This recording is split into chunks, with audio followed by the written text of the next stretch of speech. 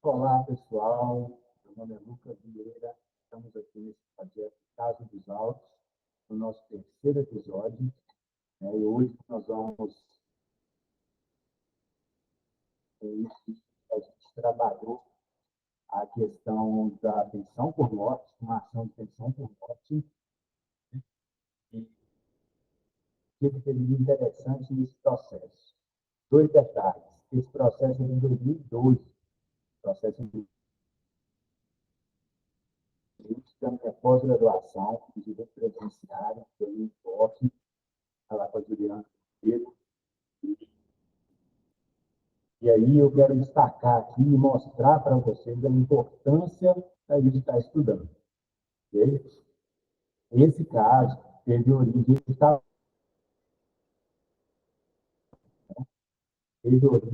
numa ação de pensão alimentícia, né, que havia iniciado em 2008.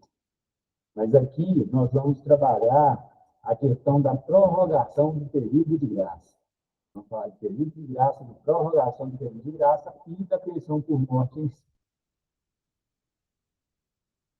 Deixa a gente já de imediato o like, curta, né, o vídeo, compartilhe, comente, se inscreva no canal para poder ajudar nesse projeto. Né? Esse projeto tem a finalidade de estar levando conhecimento previdenciário a partir de casos específicos, de casos. Então, eu quero trazer de vocês aí. Então, o que acontece? Né? Tem aqui o processo. Tratava-se de um cliente menor de idade, à época com 14 anos de idade, ou seja, né, um menor absolutamente incapaz, e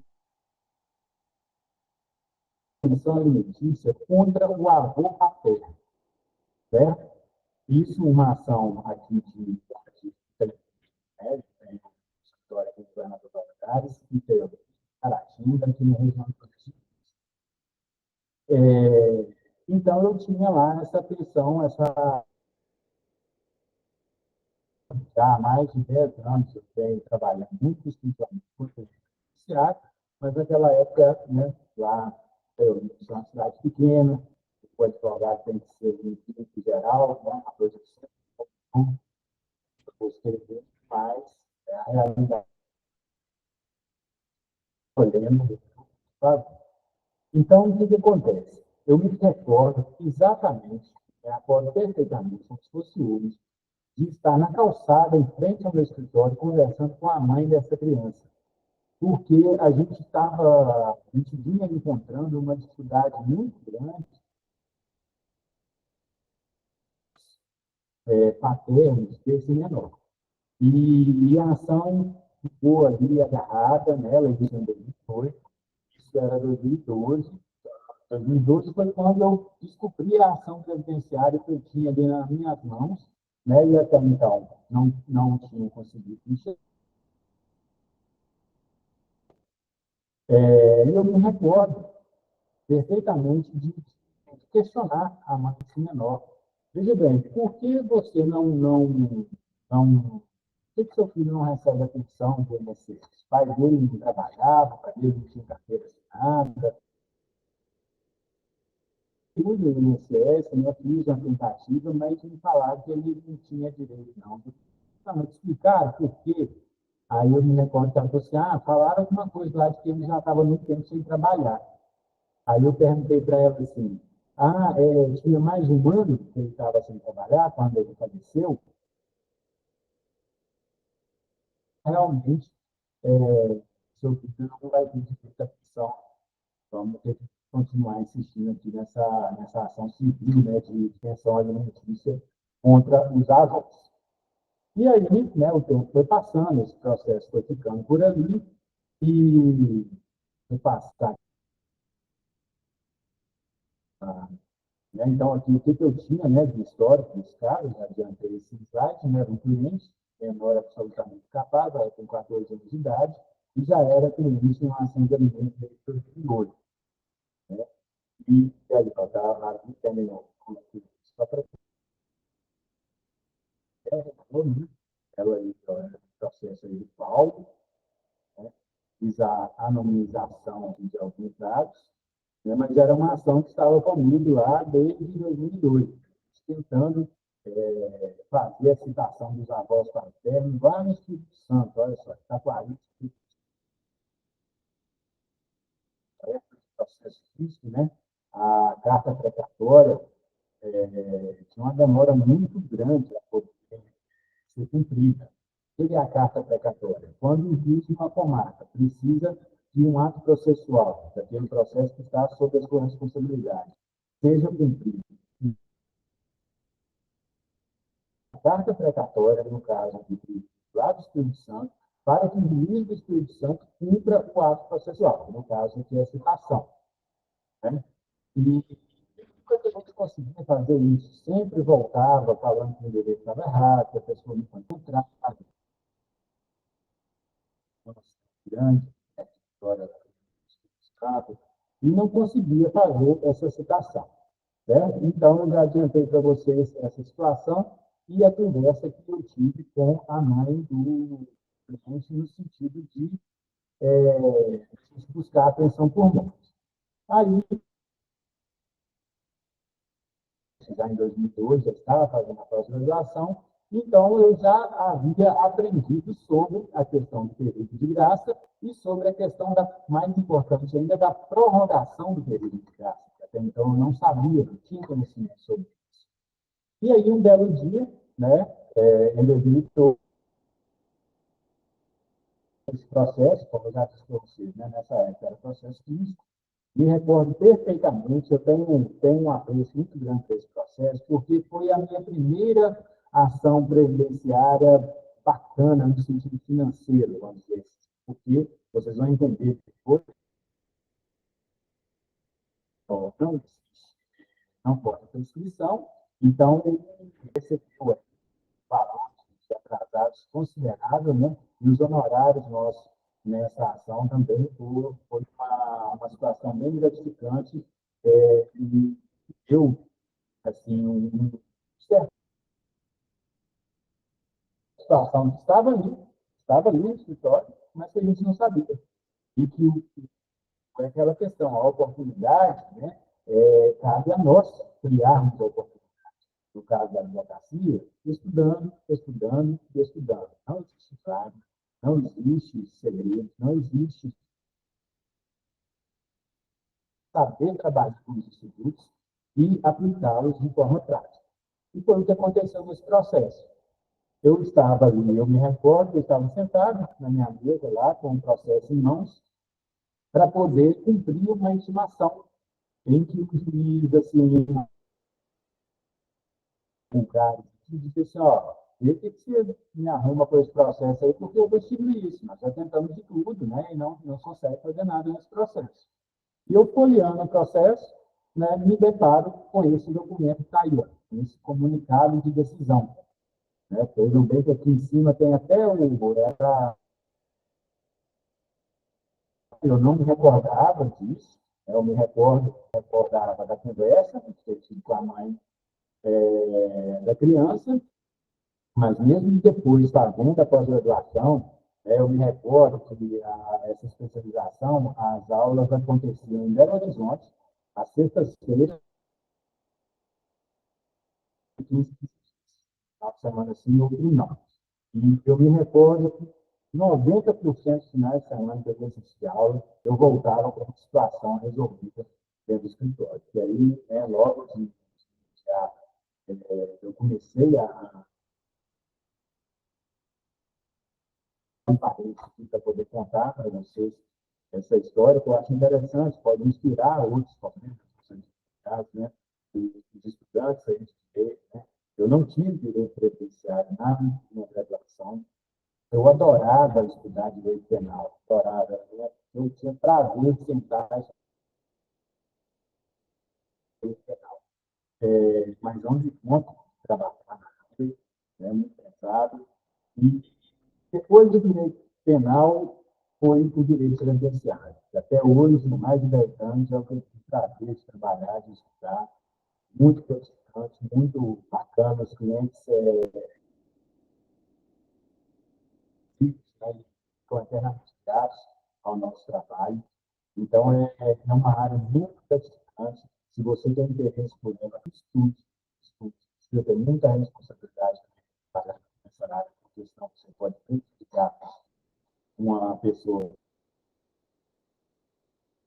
Então, o que, que aconteceu? Né? Na época, eu morava e trabalhava em Treinamento e já tinha planos de ir para governador Valadares, e quando eu efetivamente fui para governador Valadares, eu cheguei aqui e me senti assim, totalmente perdido. Interior mil habitantes, agora numa cidade de 300, 400 mil habitantes, em que eu era só mais um advogado.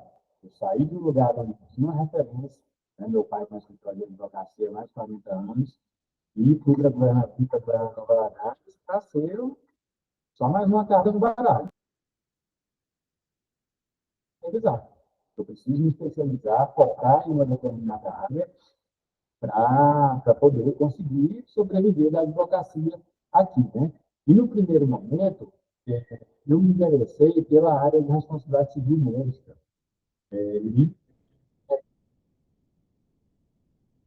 falava sobre o aumento de casos no STJ. E trazia lá os percentuais, né, os números, que eu não me recordo agora, mas me chamou a atenção e eu pensei, poxa, se no STJ aumentou essa quantidade, aqui embaixo esse assunto está pipocando aí. Né? Inclusive na PUC, do lado do meu formado, onde eu já tinha a pós-graduação em direito processual e fiz a inscrição. Pós-graduação em responsabilidade civil médica. Vou trabalhar nessa área. Vários amigos médicos, né, trabalhar na defesa dos médicos em ações de responsabilidade civil. Então, ela foi aprovada até começar as aulas dessa pós-graduação. Meu pai me mandou uma propaganda, né, de um curso que se chamava Como Advogar em Direito Previdenciário. Lá em Belo Horizonte, um sábado, saí para Lagares, fui para lá com a professora Diana e apaixonei. Isso é para mim, isso é o que eu quero fazer. E logo em seguida iniciei a pós-graduação e iniciando a pós-graduação com esse processo sem mãos de pensão alimentícia, já há 4 anos sem conseguir fazer com que o processo tivesse, ao menos a citação desse processo em mãos, olhando esse processo e me deparo com essa carta, com esse comunicado aí do INSS. Né? Era ali, então, a comunicação da decisão do INSS, que é a mãe do que o cliente já havia me relatado, e que no momento que eu estava tudo certo, era aquilo mesmo. Mas quando eu me deparo com essa carta, pessoal, já sabendo, já conhecendo, né, os institutos períodos de graça, prorrogação do período de graça, perda e manutenção da qualidade segurada, me uma esse processo e conseguir resolver naquela criança. Então, vamos ao caso. Vejam bem as informações que nós temos aqui. Um pedido de pensão por morte, né, de um menor absolutamente capaz, feito no dia 18 de março de 2008. E aí, vem, foi investido aqui. A última contribuição do segurado, o segurado é quem? É o pai, né, da criança, do beneficiário. Certo? O sistema de proteção previdenciária conta com 2 tipos de segurados: segurados obrigatórios e segurados facultativos. Agora nós temos 5 espécies: o empregado doméstico, contribuinte individual, trabalhador autônomo e segurado especial. E nós temos lá no artigo 15 da Lei 8.913 que garantem ao trabalhador a sua proteção previdenciária, mesmo que ele não esteja contribuindo. Então, o que aconteceu aqui? O pai desse meu cliente, ele tinha parado de contribuir, a sua última contribuição havia ocorrido em fevereiro de 2006. Então, aí o INSS diz, em função disso, ele manteve a qualidade de segurado, ou seja, ele manteve os seus direitos perante a Previdência Social somente até o dia 28 de fevereiro de 2007, certo? Depois a gente vai ver que isso aqui está errado. O INSS erra e erra muito. Né? Ou seja, mais de 12 meses após a cessação da última contribuição. Portanto, o óbito, quando foi o óbito? 10 de junho de 2007. 10 de junho de 2007. Portanto, o óbito ocorreu após a perda da qualidade de segurado. Né? Então, aqui, segurado. Ele manteve a qualidade de segurado até que data? Coloquei um ponto de interrogação aqui, porque o INSS disse que foi até 28 de fevereiro de 2007. Mas nós precisamos investigar isso aí. Né? Vamos passar aqui e vamos ver o 15 da Lei 8.203, trata do período de graça. O artigo 15 da Lei 8.203 começa nos dizendo o seguinte: mantenha a qualidade de segurado independentemente de contribuição. E aqui, dentro do CAPT, a gente já encontra o conceito de período de graça. Você consegue, né, raciocinar e o que é isso? Período de graça. É o tempo, é o prazo que o segurado mantém a sua proteção previdenciária, mantém o seu devido perante a social, mesmo sem estar contribuindo. Então, o artigo 15 vai dizer que ele mantém essa qualidade de segurado sem benefício. Vamos supor, o segurado está recebendo um auxílio doença, hoje, né, chamado, denominado benefício por incapacidade temporária, naquela época chamava auxílio doença, por 3 anos. Então, ele está há 3 anos sem contribuir, está recebendo benefício. O único benefício aí que é previdenciário, que não garante mais, desde 2019, quando houve uma alteração legislativa, é o auxílio acidente. E ele diz, até 12 meses, ou seja, você mantém a sua qualidade segurada até 12 meses após a cessação da sua pai do nosso cliente. Foi onde o INSS pegou. Acontece que o INSS contou esses 2 meses, né? O próprio artigo 15, a própria legislação vai te mostrar, ela vai te ensinar como que faz para poder contar esses 12 meses. Esses 12 meses são garantidos em sua integralidade. Então, ele tem direito a 12 meses de ficar 12 meses sem contribuir e ainda assim manter os seus direitos perante a Previdência Social. Então, vejam bem, vamos ter que nós temos aqui disponíveis. Final das contribuições, fevereiro de 2006. Data do óbito, junho de 2007. Portanto, mais de 12 meses. Então, a princípio, a minha conversa lá na calçada com a mãe do cliente, então, realmente, o INSS está certo. Né? Falei,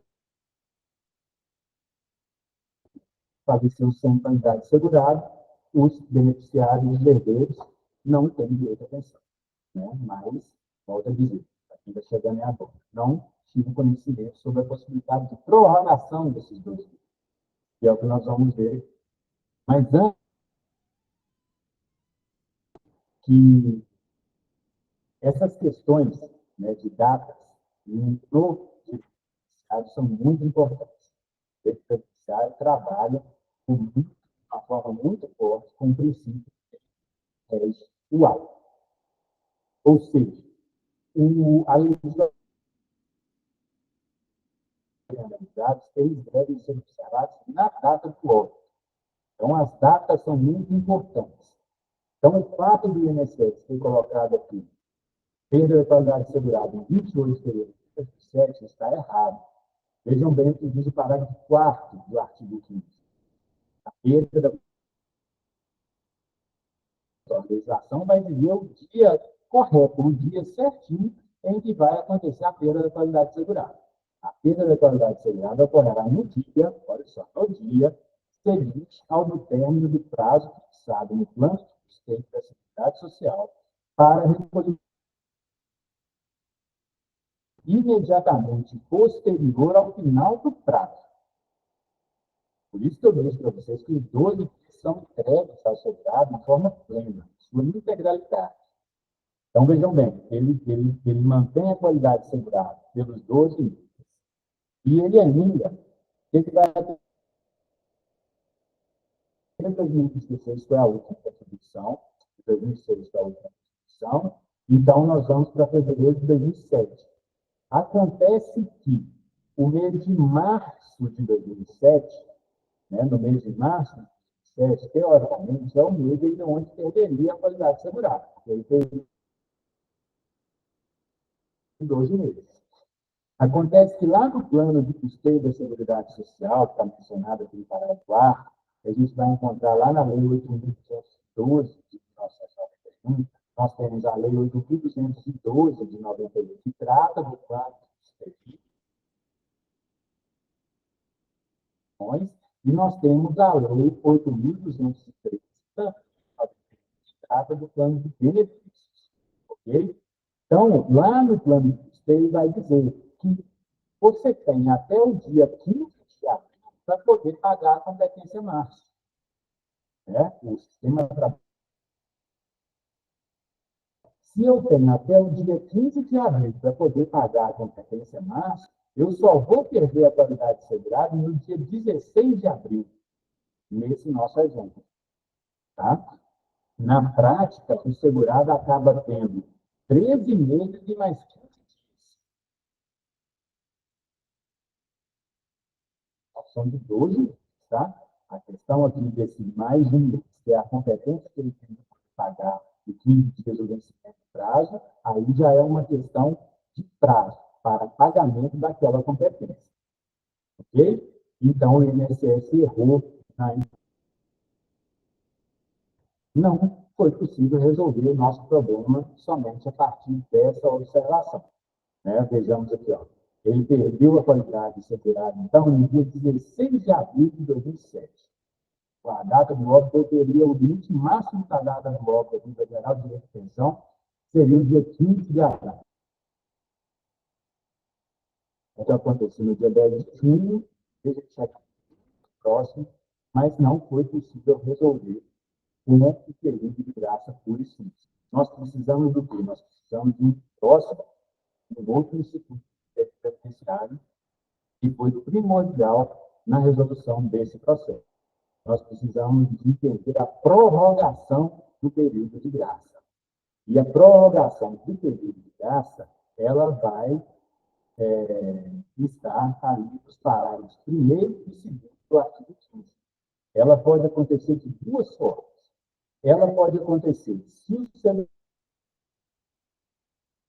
da pensão por morte, se falecido, ele tiver contribuído, ele tiver mais de 120 contribuições, no mínimo 120 contribuições, ou seja, 10 anos, sem ter perdido a qualidade segurada. Significa dizer que ele precisaria ter 120 contribuições de... Não. Significa que precisaria ter mais de 120 contribuições sem ficar 12 sem contribuição. Ele poderia ficar 3, 4, 5, 6, 7, ele poderia ficar 11 meses sem contribuir. Voltando a contribuir antes de qualidade segurada, ele tem direito a mais 12 meses de graça, podendo chegar, portanto, a 24. E aí tem uma segunda situação, que ele também vai ter o direito à prorrogação do período de graça, que é no caso do segurado estar desempregado. E vejam o que a lei diz. Desde que a lei diz, os prazos do inciso 2 ou do parágrafo 1º. O que isso quer dizer? Essas duas situações de prorrogação do período de graça, elas são cumulativas. O período de graça ele pode... Então, é um período de 30 graças. Então, nós temos essas duas situações. Vamos conseguir encaixar o nosso cliente aqui em alguma delas? Tive que chamar a mãe do menor do escritório, e uma por essa. Isso, pessoal, vale a pena a gente falar aqui um pouquinho do atendimento, né, do fictício advogado previdenciarista, porque o cliente não sabe o que ele precisa. E às vezes ele te dá uma informação, mesmo essa semana, mesmo eu trabalhando aqui com a questão de benefício de capacidade, aí na hora já tinha feito atendimento, tinha vacilado no atendimento com a questão, por isso a importância do encontrei com ele na loja, no questionário, e fui ali batendo um papo com ele, achando que ia dar conta de lembrar de tudo. Isso não é o ideal. O ideal é, ainda que seja você faça o seu atendimento online, também o seu questionário. Por quê? Quando eu veio lá a perguntinha se recebe pensão ou não. Aí eu, opa, não perguntei para ele. Aliás, desculpa, um pouquinho antes. Quando eu fui fazer a qualificação dele, esqueci de perguntar o estado civil. Aí, aí eu perguntei, recebe pensão? Ele não. Aí entendeu um alerta. Por que não? Para me investigar.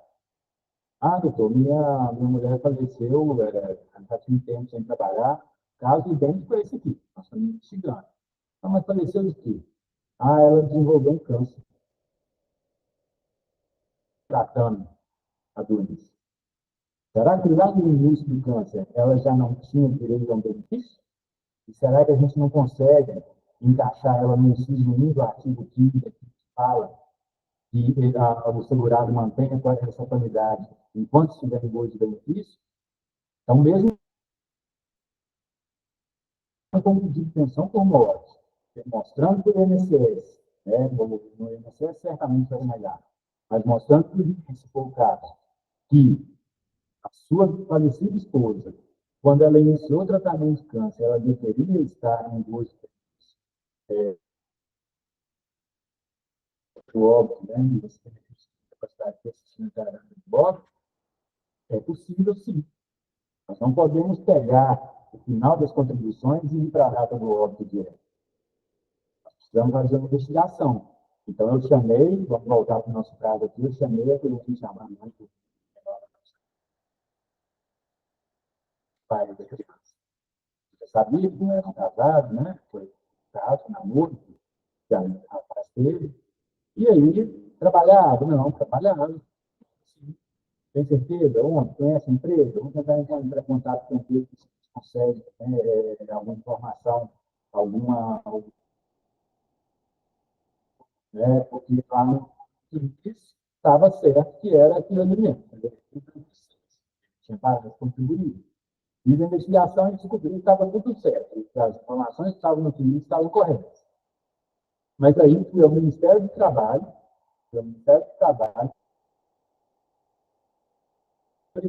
o fato daquele trabalhador ter ou não recebido benefícios de desemprego. E aí, me recordo perfeitamente, me entregaram o formulário, estava lá, ele havia recebido 5 meses. Então, pessoal, o fato dele ter recebido seguro-desemprego é um parâmetro seguinte. Hoje, essa situação está bastante consolidada, até que portaria do próprio INSS, o INSS reconhece o recebimento de seguro-desemprego como prova da situação de desemprego involuntário. Nessa época não era tão simples assim. O INSS ação restrita no que diz o parágrafo segundo. Ele exigia que fosse comprovada, olha só, que essa situação de fosse comprovada pelo registro no órgão próprio do Ministério do Trabalho. Né? Então, no nosso caso, não existia isso. Mas aí peguei, surgia a possibilidade de trabalhar duas teses. Duas teses. Uma, de que o seguro-desemprego, e a que era mais viável, a de que o seguro-desemprego era a prova necessária à situação de desemprego, e que a prorrogação do período de graça, né, de acordo com o parágrafo 2º, e outra, uma tese que eu confesso para vocês que ela não, até onde eu já acompanhei, ela não tem sido acatada, mas que, principalmente se ela for resolver o seu problema. Porque o que acontece? A gente viu aqui que o período de gasto, né, ele é um tempo que a legislação dá ali para o segurado se recuperar, para ele adquirir uma outra parada com as suas contribuições, para que ele volte a contribuir. Certo? Então, a razão de ser do período de graça é de conferir uma proteção extra ao segurado no momento em que ele está desamparado, né? No momento em que ele está sem trabalho, no momento em que ele está. Então, eu sempre defendi a ideia de que o período de graça ele somente poderia ter início a partir não da última contribuição, a partir não do vínculo de a partir do recebimento da última parcela do seguro. Ele está amarrado, ele não está precisando de período de graça. Né? Então, eu defendia essa ideia. E isso resolveria esse problema. E vejam bem, ele recebeu até agosto de 2006. Se a gente começa a contar de agosto de 2006, a gente chegaria ao mês de forma tranquila, sem problema, né? E ele estaria garantido. E por que eu defendo essa ideia? Porque a gente tem que observar aqui, buscar aqui entender qual que é a natureza jurídica. A gente sabe que ele é pago pelo Ministério do Trabalho. Ele tem como fonte de custeio não contribuições previdenciárias. É um SAT, né? O SAT, o Seguro de Acidente de Trabalho, que as empresas pagam, é a fonte de custeio do seguro-desemprego. Contudo, o artigo 220, né, da social, né, ele vai dizer ó, que a Previdência Social será organizada sob a forma de regime geral, de caráter contributivo, criação obrigatória, observar os critérios que percebem e preservem o equilíbrio financeiro e atuarial e a proteção, inciso 3, proteção ao trabalhador em situação de desemprego involuntário. Então, com base nessa previsão constitucional, eu desenvolvi a ideia de que, além da questão de já estar amparado durante esse período,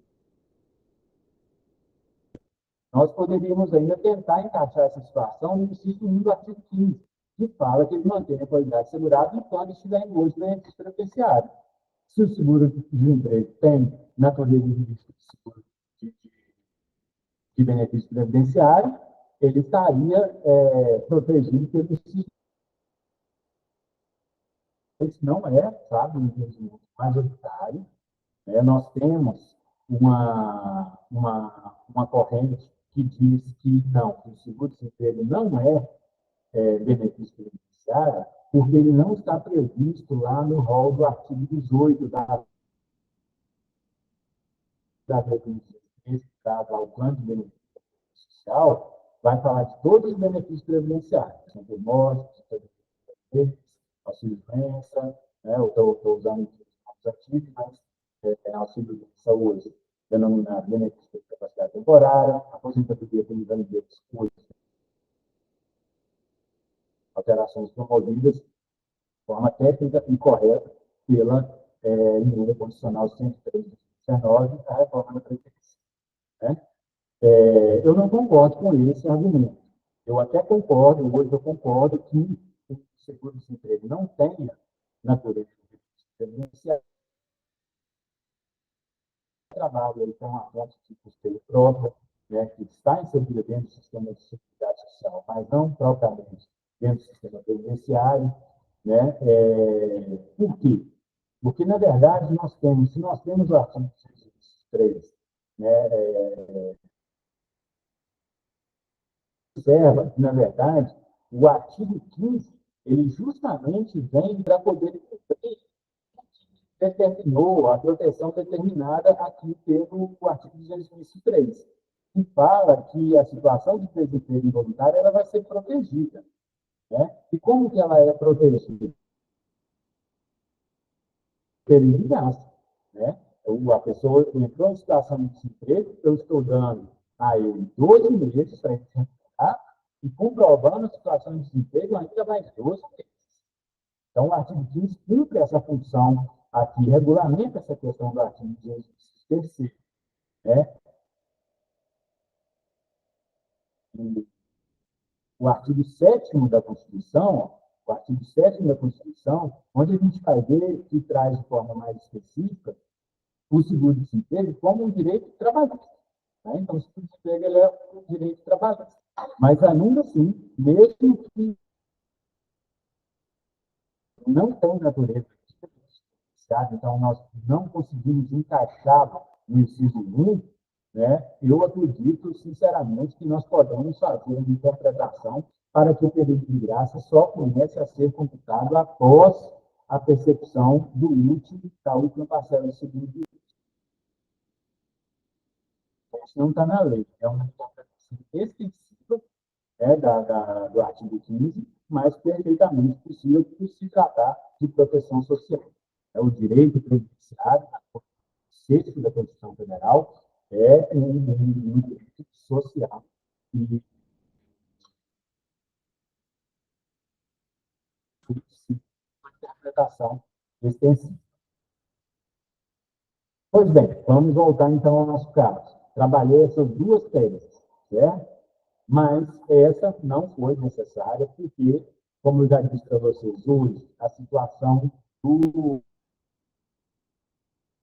recebido de desemprego já é suficiente, o INSS já aceita, e nessa época a jurisprudência já vinha caminhando nesse sentido. Né? Então, eu vou mostrar para vocês aqui como ficou a sentença. Então, na sentença, o que o juiz diz? Lá do outro desemprego, o recebimento das parcelas do desemprego é suficiente a tanto. Assim, a inexistência de anotação na CTPS do segurado após a cessação do vínculo laboral anterior, bem como a comprovação do recebimento é suficiente para o trabalhador poder pedir de graça ampliar. E aí, a gente parte para um segundo ponto muito importante. Então, ficou resolvida a nossa questão, a questão foi resolvida. Nós conseguimos a prorrogação do período de graça, conseguimos, então, que a data do óbito estivesse ali dentro do período de qualidade segurada, dentro do período de proteção previdenciária, então o nosso cliente ele terá direito à pensão. Qual que vai ser o efeito financeiro dessa sentença? Né, de um óbito que ocorreu lá em 2007, com o requerimento administrativo em 2012 e o ajuizamento da distribuição da ação somente em 2012. Como é que fica isso? Nós vamos aplicar aqui o pagamento dos anos, né, somente até os 25 anos, 19 de dezembro de 2007, portanto, nós vamos retroagir até a data do óbito, né, a data de início do benefício estadio, pessoal, a gente data de início da incapacidade foi importante para a gente resolver o processo do primeiro e do segundo episódio. Essa questão dessas datas são extremamente importantes. O advogado precisa conhecer para poder trabalhar com direito previdenciário. Eu já tive um caso, já trabalhei com um caso que PCB, desde data, seja cachorro, desde bola, PCB, seria a data de concessão do benefício. PCB é a data de cessação do benefício. Okay? A DIB é a data de início do benefício, que marca o início. Se é aqui, na grande maioria dos casos, vai Então, o óbito foi no dia 7, o requerimento, a data de entrada do requerimento, foi quase um ano depois, 18 de março de 2008. Como é que vai ficar essa situação? A dívida, ela poderia ter sido fixada na distribuição da ação, né? Não, não poderia. Por que não poderia? Porque o artigo 74, né, da Lei 8.213, que a gente vai ver adiante, ele vai nos dizer como a de limite de um benefício. E veja, né, que nesse caso aqui, ó, os juízes até tinham um entendimento contrário, mas aplicou a jurisprudência dominante. A jurisprudência dominante, ela entende que, os prazos estabelecidos lá no artigo 74 da Lei de, portanto, ele não se aplica, de acordo com o Código Civil, ao menor absolutamente incapaz. Não corre prescrição contra o menor absolutamente incapaz. Certo? Está lá no Código Civil. Aí ele diz, ressalvando o entendimento pessoal de que o termo inicial do benefício não se configura como prescrição 90, 100, falando esses 3 números. Isso não é prazo prescricional, e, portanto, ele corre, sim, inclusive, contra o menor incapaz. Aí ele diz, e por isso, quando requerido o benefício após 30 dias, era a previsão legislativa da lei, é a data do requerimento. Então, para ele, na visão dele, ele ia considerar que, como data dos efeitos financeiros, na data inicial do benefício, março de 2008. Contudo, houve, ao entendimento do STJ, que entende o contrário, salientando que contra a norma do órgão. Então, ficou definido, nesse caso aqui, que o termo inicial seria a data do óbito, ou seja, a dívida da nossa pensão por morte seria a data do óbito. Então, vamos aqui ao artigo 74 da Lei de Vigência Institucional. A pensão por morte, ela será devida ao conjunto sociedade que falecer, mais uma vez destacando a importância da data, né, a data do óbito, muito importante, aposentado ou não a contar da data do óbito, se o requerimento for apresentado em será a redação vigente naquela época. Depois nós tivemos diversas alterações e a redação atual é essa segunda que eu coloquei aí, da data do óbito, quando requerido em até 180 dias após o óbito, para os filhos menores de 16 anos, ou em até 90 dias. Então, o que o legislador fez aqui? Certamente foi uma proposta do governo, né? Ele tentou fazer aqui, ele tentou acabar aqui com essa tese, com esse entendimento de que esses prazos aqui para entrada profissional, deixando de forma específica um prazo maior para os menores de 16 anos, né? E outro prazo para os demais dependentes. Então, hoje está mais difícil colar essa tese de que esses prazos aqui do artigo 74, eles têm, colocou de forma expressa. Mas, na nossa época, na época desse processo, era o que prevalecia no STJ. Eu acredito que ainda assim seja possível tentar se aplicar essa tese, mas, né, volto a dizer, ficou mais difícil por forma expressa, né, um prazo específico para o menor de 16 anos. Ok? Mas, então, no nosso caso, ficou ali estabelecido dessa forma, e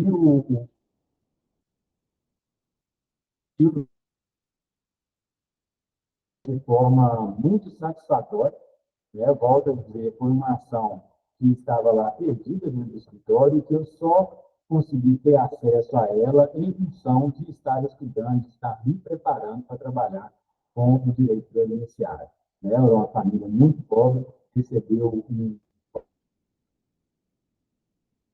época, se não me engano, por mais de R$ 80, deu esse cálculo aí. Então, esse foi ali nosso terceiro episódio, criação por morte, com período de graça, com prorrogação de período de graça, aplicados na prática. Mais uma vez, peço que me ajude no canal, se inscreva, participe.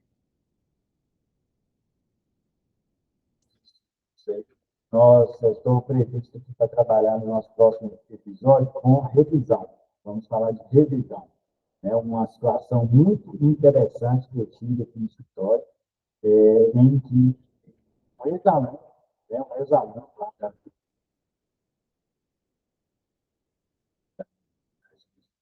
eu tive a oportunidade de trabalhar como professor credenciado, isolado, né, de credenciado durante 2 semestres, ele me solicitou ele queria a revisão da vida toda para amanhã. Quando eu vi a situação,